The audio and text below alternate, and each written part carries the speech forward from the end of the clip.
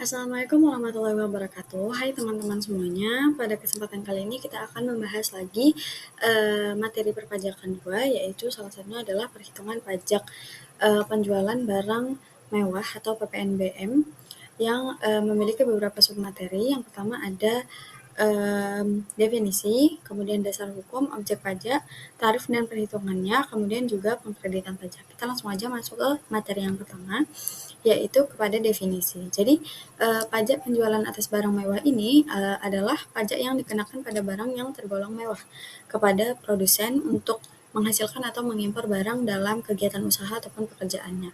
Nah, PPNBM ini hanya dikenakan satu kali pada saat penyerahan barang ke produsen. Nah, untuk pengertian menghasilkan barang pada definisi tadi itu adalah terdiri dari merakit, memasak, mencampur, mengemas, atau membotolkan, kemudian kegiatan lain yang sama dengan kegiatan tersebut yang dikerjakan dengan bantuan atau badan usaha lain. Kemudian kita masuk kepada dasar hukumnya. Nah, untuk dasar hukumnya ini ada beberapa poin ya teman-teman. Jadi PPNBM ini memiliki dasar hukum yang sama dengan PPN, yaitu Undang-Undang Nomor 42 Tahun 2009 yang sudah diganti dan dicabut dengan Undang-Undang Nomor 7 Tahun 2021 tentang harmonisasi perpajakan.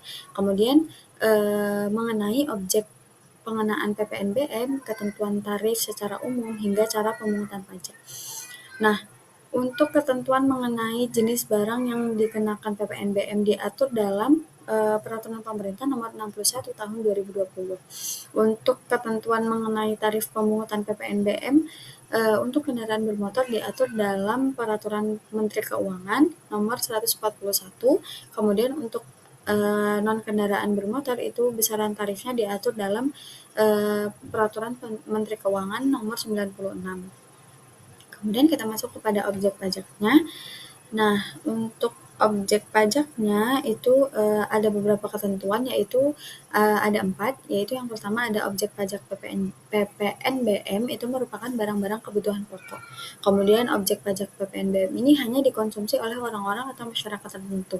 Nah, kemudian objek pajak PPNBM ini juga umumnya hanya dikonsumsi oleh orang-orang yang memiliki penghasilan tinggi dan juga dikonsumsi demi status ataupun menunjukkan status sosialnya. Nah, lebih lanjut lagi pada barang-barang yang memiliki kriteria atau karakteristik seperti daftar di atas itu dapat digolongkan sebagai barang mewah sehingga penjualannya harus dikenakan PPNBM. Itu misalnya seperti kendaraan bermotor, terus kelompok hunian mewah, terus kelompok pesawat udara, kelompok balon udara, peluru senjata api, kapal pesiar mewah, dan sebagainya. Terus kita masuk kepada proses pengenaan tarif dan penghitungan PPNBM. Jadi tiap barang mewah memiliki tarif pajak yang berbeda-beda berdasarkan peraturan dan undang-undang yang berlaku.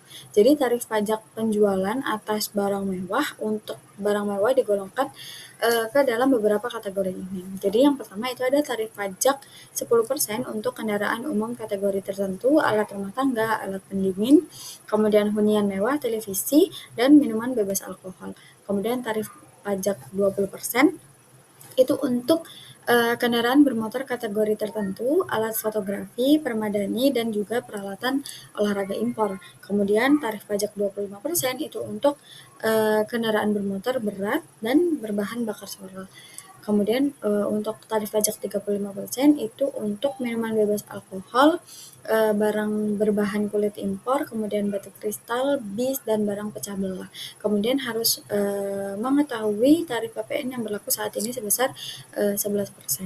Nah, kemudian untuk rumusnya teman-teman, rumusnya itu sederhananya rumus menghitung pajak penjualan atas barang mewah ini adalah dengan mengalihkan DPP dengan tarif PPNBM. Kemudian karena PPNBM tidak dapat dipisahkan oleh PPN, ada juga rumus perhitungannya, yaitu PPN sama dengan tarif PPN dikali dengan harga barang kemudian dikurang dengan PPNBM. Nah, untuk pengkreditan PPNBM mekanismenya itu dilakukan dengan faktur pajak sebagaimana yang telah diisyaratkan dalam pemungutan PPN. Hanya saja maaf Nah, untuk pengkreditan PPNBM ini mekanismenya itu dilakukan dengan faktur pajak sebagaimana yang telah diisyaratkan dalam pemungutan PPN.